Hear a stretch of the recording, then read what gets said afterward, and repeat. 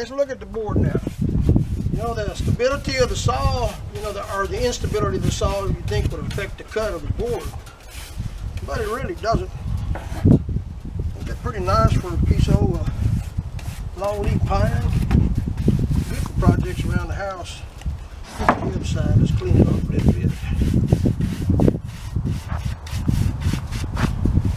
There's plenty of pine out in our part of the woods. We're out here in East Texas.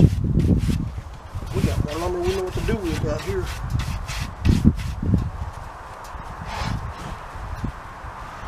Look at the thickness of it. That old saw does a pretty good job.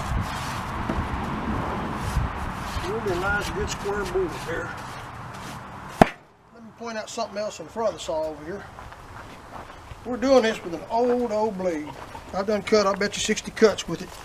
And if you look down here, well, dog wants to get in the video here. It's only 1/4 inch spacing on the blade. You'd normally run a 7/8 inch spacing, but they shipped me these by accident. And I wasn't sure if that 1/4 inch spacing was going to do the job it's doing.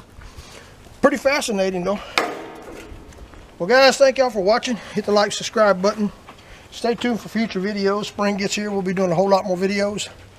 Right now the weather's been, if you shoot out there, you'll see the mess we got. We just built that old shed. Ain't got it quite finished yet.